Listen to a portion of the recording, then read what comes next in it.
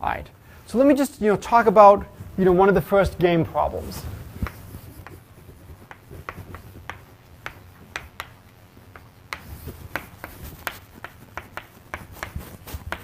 So Daniel Webster versus. Oh, the mental guy. The mental guy? Not even close. Merriam-Webster. The devil. So if you know your New England history, you should know this. Mental guy. No, no. All right. Any Futurama fans here? No Futurama fans? All right. All right, so, okay, you could do the robot devil if you want, okay? So it's Daniel Webster versus the devil. And this is the way the game is played. You have a big, round, circular table. Take turns placing identical coins. No two coins can overlap. Webster goes first.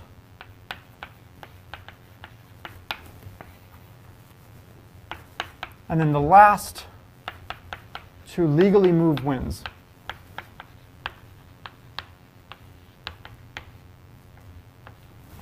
And the question, who has the winning strategy?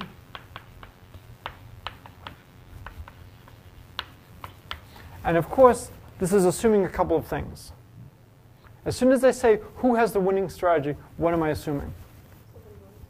That there is a winning strategy. Well, the other thing is, what else for something like this? The winning strategy should not depend on the size of the table, because I have not told you anything about the size of the table. We should make at least one assumption about the size of the table.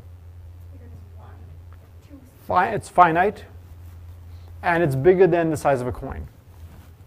Because if it's not bigger than the size of a coin, you can't even put down one coin. So assume finite table larger than a coin. And so the goal is to figure out who has the winning strategy. And so again, we have two people, they alternate. Whoever places the last coin wins. How many of you have seen this riddle before? Okay, so if you've seen it, don't speak. So we want to try to figure out who should have the winning strategy. And if possible, maybe what is that winning strategy? So this is a really good typical example of what these games look like. Any intuition as to who you think has the winning strategy? You got a 50-50 chance. The devil. The devil. Any other thoughts? Webster. Webster. So why might you think the devil has an advantage? They can always place a coin based on the first person. They can always respond to the first person. But the first person goes first. Do you want to be going first? Well, the goal is to be the last one to legally place a coin. Maybe the fear is that by going first, by one of your later moves, more things will be done. And there could be a parity issue. So it's not immediately clear looking at this, is it advantageous to go first or second? What do you think might be important in the phrasing of the problem? What words? Circular. So we're told, yep, circular table, coins are circles. So as soon as we are told that the table is circular, there's a lot of symmetry.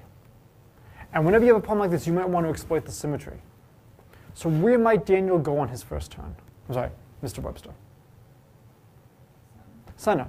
So it seems natural to try Webster takes the center.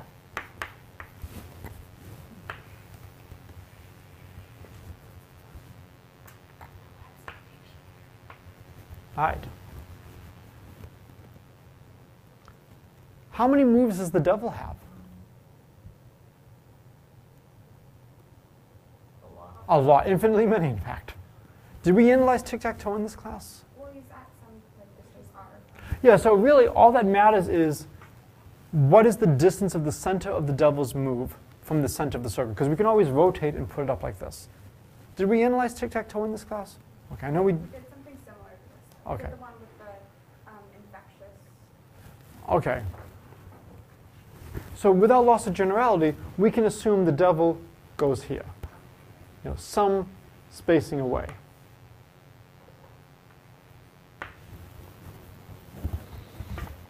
Now, where should Daniel go?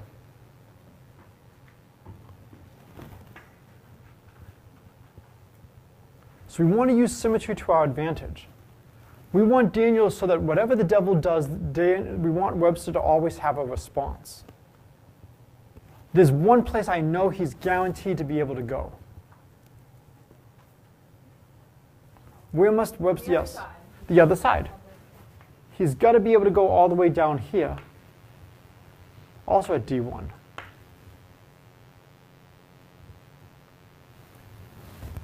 And so now we've done a whole sequence of moves, and it's the devil's turn again. Where does the devil go? Now it gets a little bit more complicated. Yes? You can go anywhere, but there's still going to be a mirror place. But there will always be a mirror place. So now I have to give not just the distance, but also some kind of angle. And so we want to keep the board symmetric. So if the devil could go here, where can Webster go? So the question is, what's the mirror image? Is the mirror image reflecting down here? Is the mirror image reflecting about the x-axis?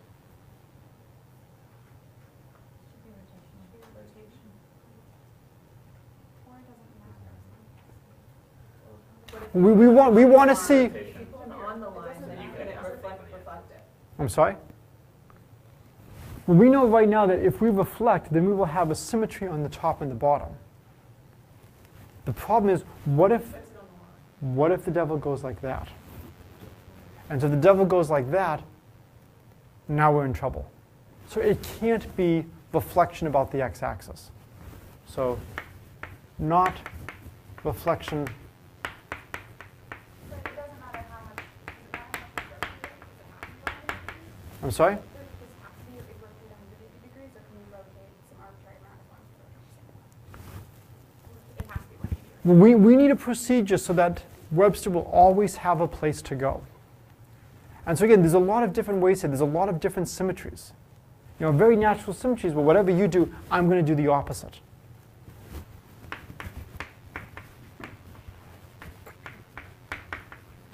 I know there's almost no chance of this working, but any Seinfeld fans in the class?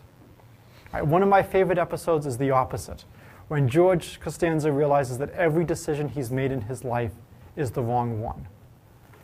And that his solution, you know, Jerry tells him, you should just do the opposite of all your instincts.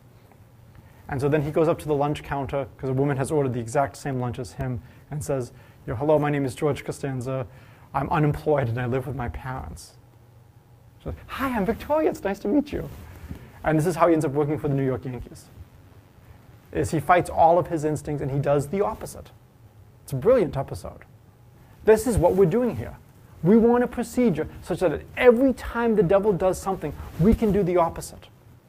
But the question is, there's lots of different ways to have the opposite. We could be reflecting, we could be rotating the other way. We need to make sure that that mirror image piece, that image piece is available. The piece that's available is not necessarily the piece from reflecting about the x-axis. And the reason is, when we write things down as an arbitrary point, we've assumed here we wrote it above the x-axis. We could have put it down over here. And so as we start to do that, that gives us an idea of where it's going to be available. So what would you say? Should we do it another 180? Mm-hmm. So do it 180.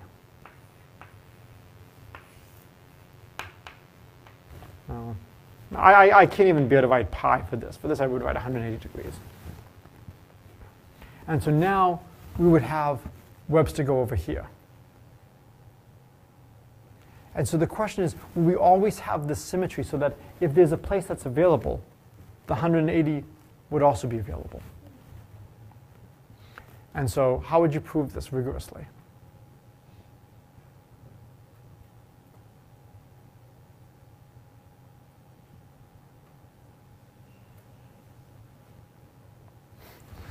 That seems hand waving. So reverse and like run around in a circle. We don't want a circular argument. Induction. Induction is not necessarily a bad thing. You know, imagine you have a space over here. If one of the pieces is attacking it, you need to be in a situation where the devil wants to put down a piece, but somehow something over here is being attacked. Well, what's attacking it?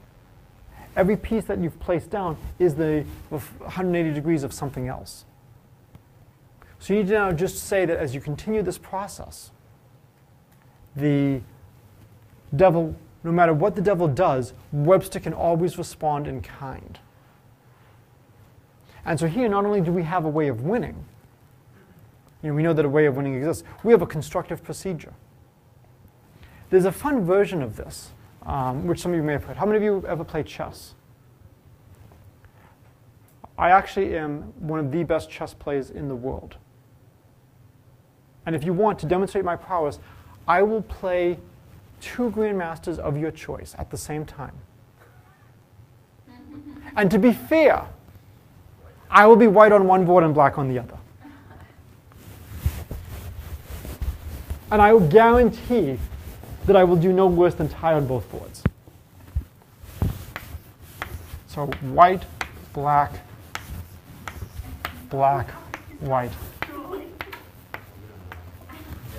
I'm sorry? I would ask you if you were actually. Yeah, I can do this. How do I do this? How do I play 2 Grandmasters simultaneously? Yeah. On the board where I'm white, I wait until the Grandmaster here has moved. Right? Whatever move the Grandmaster does, that's my move. Even if I think it's stupid. I just mirror whatever the Grandmaster does. And what do I respond on this board? However this person responds, that's my response. So essentially what's happening is these 2 people are playing each other, and I'm just the middle person.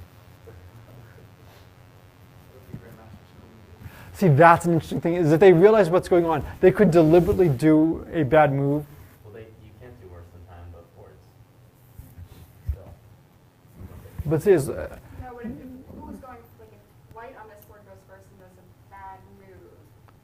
but if white does a bad move, I mirror that bad move here. It's fine. But then either go time both They boards. can't So both boards are It's timed. one game happening. It's one game. The clocks will be going at the same rate. So I think I'm safe no matter if they collude. One of them tried to like end the game. You could win one of these. Well, but if one of them tries to win, sure, go by all means play for the win. I'll just play for the win on the other board. No, but it's one of them plays for the lose. Also fine. Well, if they play for the lose, Then you're I gonna lose feel on like one it would be board. better and if it win were on checkers. Yeah, so he's not going to lose twice. yeah.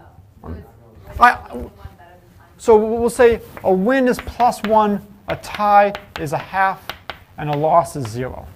And so I'm guaranteed to do it no worse than 2 ties. I could lose on a board, but the only way I'll lose on a board is I win on the other. Okay? So this idea of mirroring is a very common idea. It's a very important technique. There's lots of problems we can analyze on this. I'll come up with a collection of problems along these lines to look at. But before you start to doing that, I just want to give you one problem that we first cover in class so you have some rough idea of the techniques that are used for these game theory problems. So try to exploit symmetry and try to see who has the winning strategy. One thing that you sometimes do is you sometimes do a pass move. If the second person has a winning strategy, you maybe want the first person to just waste a move so that they can really try to play as the second player. And then the second player might try to waste a move as well. And so you have interesting situations where people are essentially trying to throw away a move. In tic-tac-toe, do you think the second person can have a winning strategy? Why can't the second person have a winning strategy in tic-tac-toe? The first person will always have more pieces on the board. Imagine the second person had a winning strategy in tic-tac-toe. All the first person has to do is just throw down a move anywhere and then just pretend from this point onward that you're the second person. And now there's just one fewer square available. So there should not be a winning strategy for the second person. Chess, we do not know if there's a winning strategy in chess. Checkers has been analyzed. The initial approach took, I think, 20 years on computers. It can be done now a lot faster. But checkers has been completely solved. All right. So from the Virginia Tech ones, the one I found interesting was number 5. So this is VTech 2014. So n is greater than or equal to 1. R, I'm sorry, is greater than or equal to 2. Are positive integers, because what other kind of numbers could they be? Show. So this means there does not exist an m such that n plus 1, n plus 2 equals m to the r.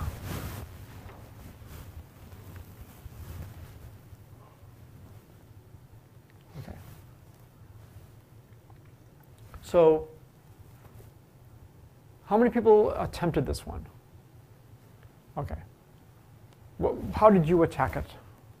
I don't like the way this is written. Induction?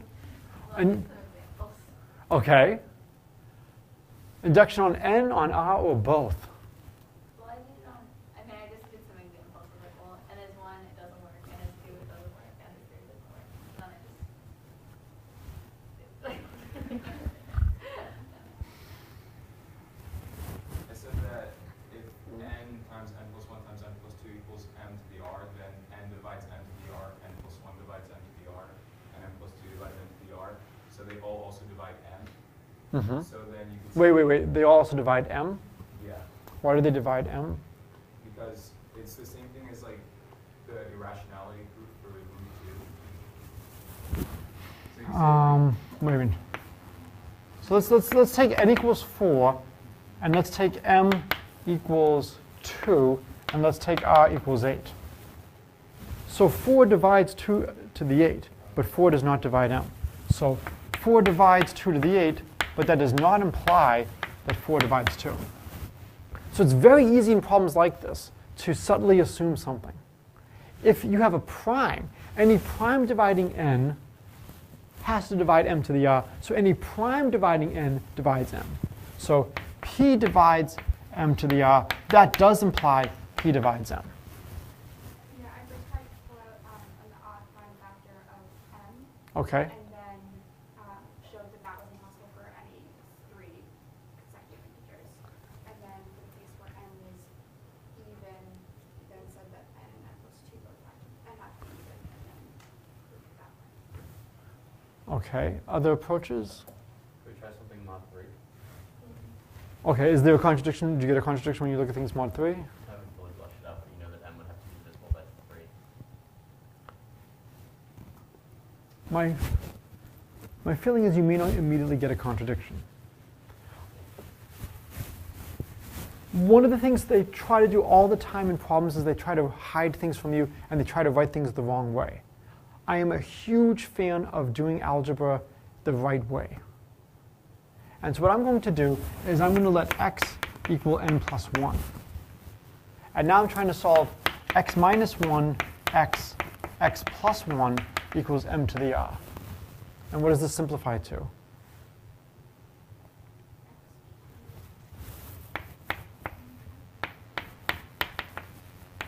Or x times x squared minus 1 equals m to. Sometimes something like this helps.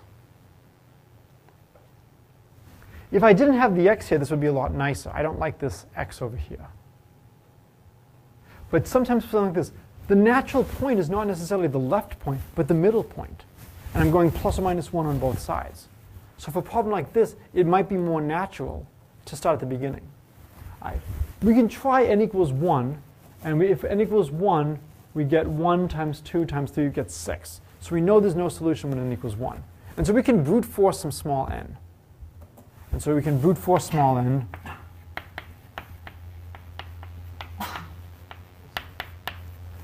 So now we can assume n is large. It's at least, say, 2. Okay? I think we'd actually be fine. We don't even need to do this. Can a number divide both n and n plus 1? If a number divides n and n plus 1, it divides the product, but that's not so useful. If it divides both of n and n plus 1, what else does it divide? The difference. And the difference between these two numbers is 1. So no number can divide both n and n plus 1. No number can divide both n plus 1 and n plus 2. So n plus 1 is relatively prime from n plus 1 is relatively prime from n plus 2. So n plus 2 shares no factors with n and n plus 2. That's useful.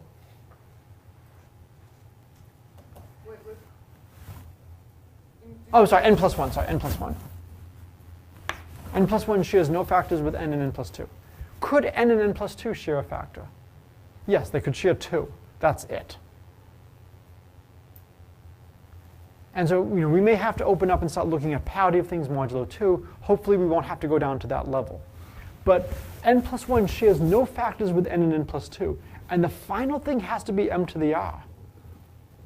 What can you conclude about n plus 1?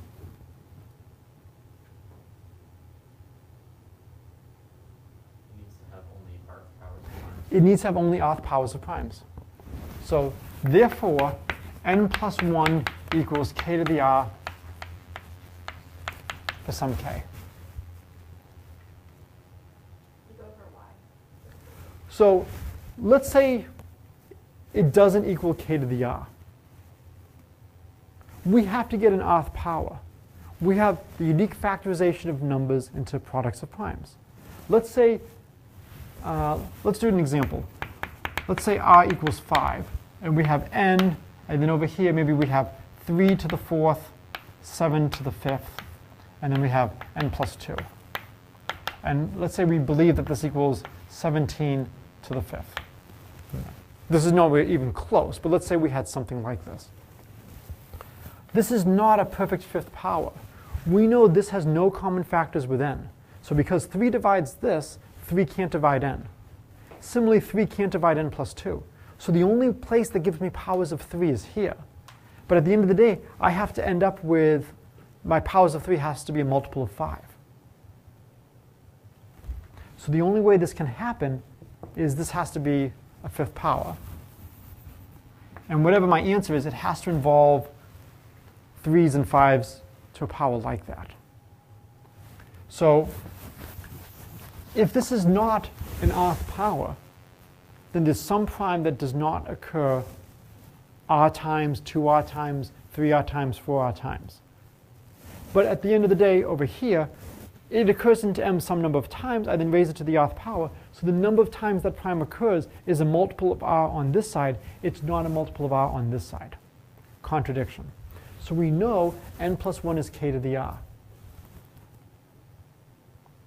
And what must be true about k and m? K has to divide m.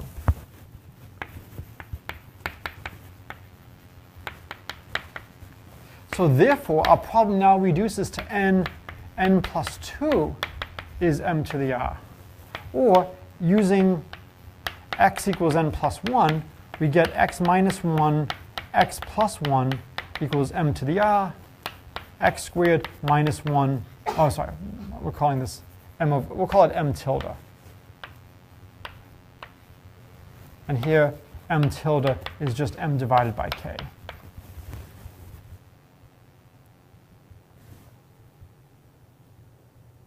So the thing that was making this painful is we had x cubed minus x. All right, so now the question is, we are trying to solve x squared minus 1 equals m to the r. So we have a square and an rth power that differ by 1. Or another way of looking at it is x squared equals 1 plus, if you want, y to the r. Some kind of equation like this, where x and y are integers. Are there any solutions to this?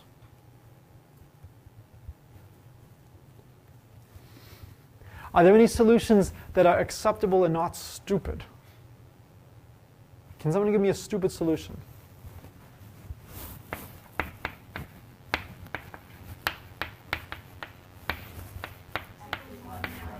X is 1 and y is 0. And if x is 1, what does n equal?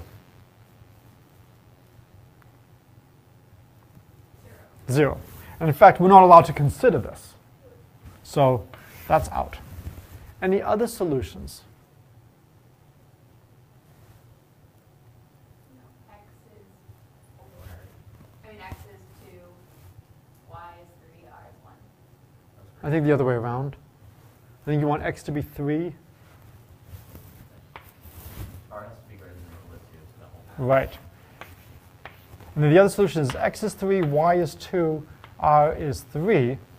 You get 9 is 1 plus 8. That's a solution.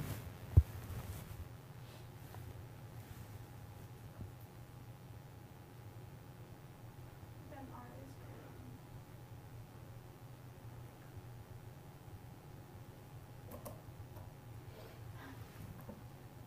So is this an acceptable solution?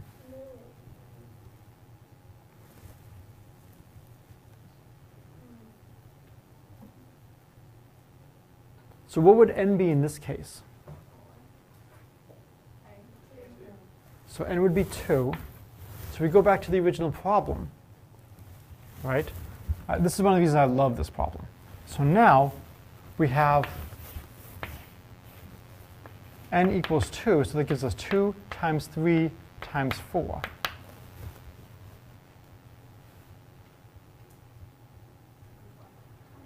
(24). All right. Is 24 perfect power? No. What happened? We found a solution here. What went wrong?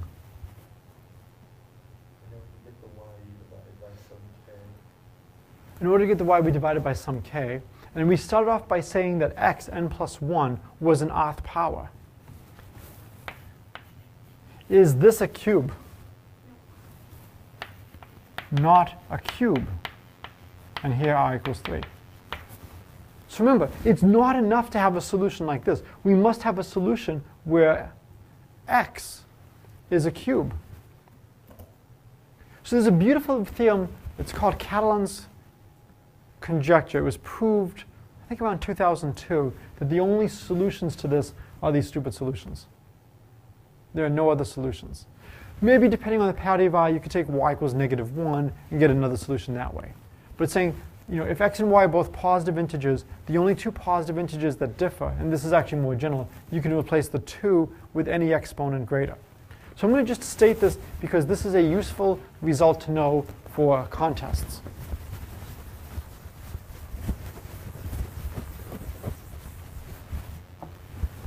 So it's Catalans Conjecture, and it's been proved. So x, y greater than or equal to 1, n, m greater than or equal to 2, x to the n equals y to the m plus 1 implies you basically have 0, 1, and 2, 3. So I guess here, the way I'm writing it, it would be 1, 0, and here would be 3, 2. These are the only solutions. Now, unfortunately, this is a high-powered result to use. It's a result. It is a theorem. We can use it. How many of you have heard of the Green-Tau theorem for primes and arithmetic progressions? Did I tell this story about the green chicken from a few years ago? No, this is a true story. You're supposed to prove a certain result using I gave everybody a theorem from number theory to use. And somebody from Middlebury noticed that it followed immediately from the Green-Tau theorem on the infinitude on primes on arithmetic progressions, and you can have primes of arbitrarily long arithmetic progressions. They never used the given. They just used a high-powered result, which they did not understand the proof of. But of course, as we're grading this, we can't ask them, do you understand the proof? It was a valid proof not using the given. What do we do as graders? Bring them into the room and ask No credit. We punted. And so my compromise suggestion was, if it does not affect the outcome of the green chicken, full credit. If it affects the outcome of the green chicken, we will discuss. There was no need to have an argument or a fight. And so in the end, Williams would have won even if that received full credit. So we gave it full credit. So here, you can roll the die and gamble and try something like this. Especially on the Putnam, you may be able to get away with something like this and saying, by Catalans Conjecture, we know, and therefore, it's a true statement. You are allowed to use facts. The question is, can we solve this without using something like that? So we've We have to name the conjecture, do you think? So if we like well, inequality, no, normally it's bad. Normally it's bad to use conjectures. It's better to use theorems, right? So I would definitely say yes, by such and such a theorem. If you're going to try this on the Putnam, you very clearly state what theorem you're using. We are using the following result. Do you have to reprove everything from scratch? No. And so if you can confidently state a result accurately and use it, that is perfectly fine. But now we've reduced to, we want to solve x squared minus 1 equals m tilde to the r. And we know x is equal to k to the r.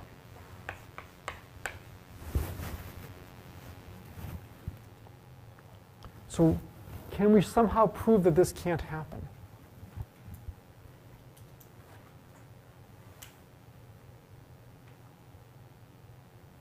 So how could we do that?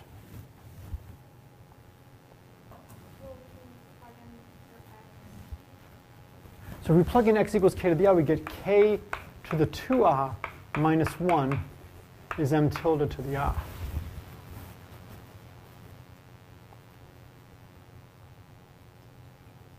Yes? Are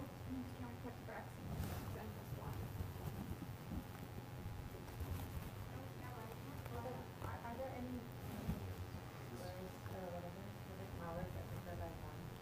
Well, that's the thing is, yeah, there are. and that's now what we get, is now we have k to the 2r equals m tilde to the r plus 1. This is Catalans' theorem, is we want to show, an r is at least 2, did they tell us? R is at least 2. Yes? Isn't that like a Fermat's last theorem thing too? It's all related to stuff like that. And so Fermat's last theorem is a special case. And, Reduction. and so the question is, how can we prove that, we don't have two rth powers that differ by 1? Well, that doesn't seem so bad, yes.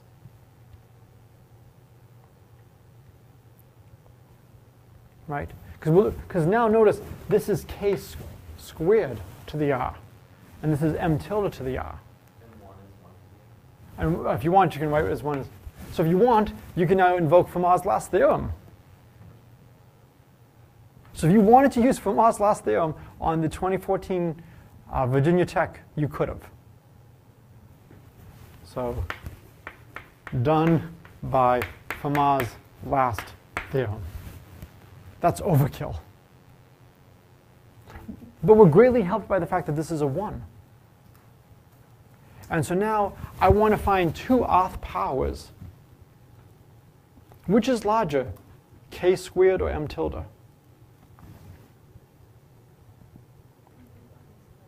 K squared. Why is k squared larger than m tilde? N plus 2 is a factor. I'm sorry? N plus 2. Never mind. You have to add 1. You have to add 1, right? You're adding 1. So you know k squared is greater than m tilde. So the smallest, the left-hand side would be m tilde plus 1 to the r, which is going to be greater than or equal to m tilde plus 1 squared. squared, because r is at least 2. Right? And this is going to be m tilde squared. No, I'll keep the r. This is going to be greater than or equal to m tilde to the r plus r m tilde to the r minus 1 plus 1. And that's enough to show that it's not going to work. I'll drop every other term in the binomial expansion. So there's a lot of really good ideas in this problem. And so the ones that I was looking at, this was the one that excited me the most. I've seen versions like this before. And it's all about, can you find the best way to do the algebra? I think there's a great advantage to replacing the n plus 1, n plus 2 with x minus 1, x plus 1. If somebody has a solution to this with another way, I'd love to see that. But to me, switching it like that really allows us to get into the algebra without as much trouble. And now when we start looking at it, we realize there's got to be something going on between n plus 1 and here. If you have consecutive numbers, they can't share factors. And that told us that the middle number had to be of a very special form. And then it's got to divide m, so we got this nice equation for x, but we knew x had to be of a special form. And that was the kick, is we had to feed that back in. It wasn't enough to just get to here, because we found that there were solutions. Here's a non-trivial solution. But this non-trivial solution does not have x equal to k to the r. So this is a very important thing to be aware of when you're making simplifications like this. You can introduce extra solutions that don't satisfy some of the other properties that you must have. And then you have to go back to the beginning and check and make sure that they work. OK. Anybody else have any other comments worth making on this problem? Any other approaches people had that they thought were successful?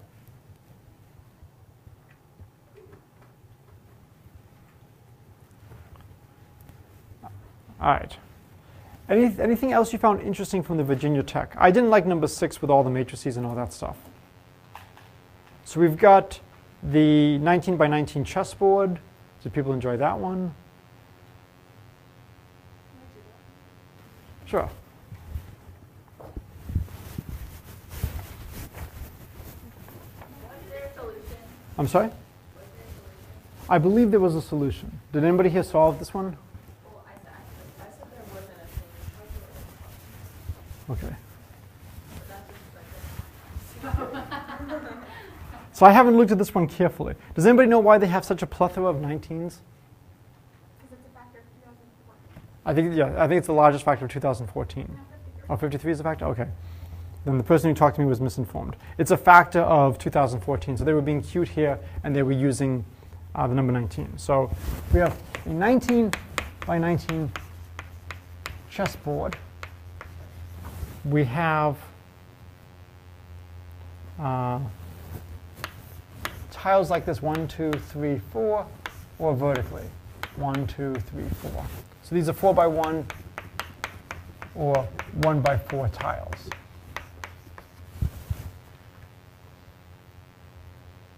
So they want to know, can you tile if the middle square at, I think, 10, 10 is removed? Trusting is that they connected the 4 by 1 tiles, so you can do them both ways. I think that's fine. OK? So what do you think? Solution or no solution? no solution. No solution. OK, so my first thought is a monoinvariant. What monoinvariant might you look at? 4 colors. Yeah, take your square and color everything with a color depending on its congruence modulo 4.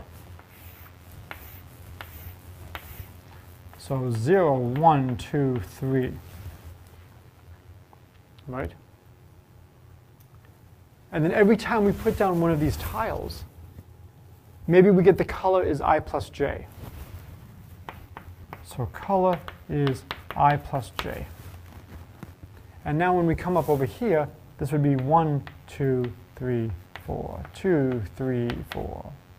Oh, I'm sorry, we don't have 4s, we have zeros.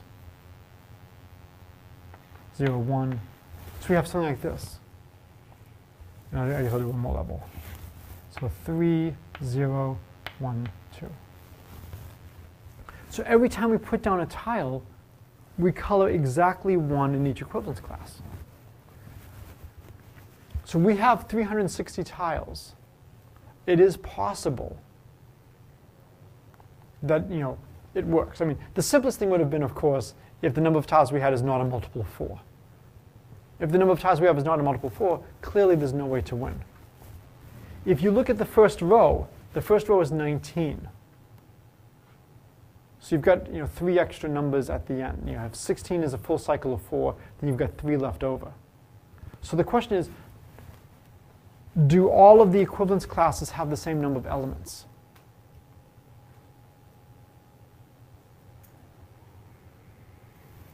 So if we just took the whole board like this,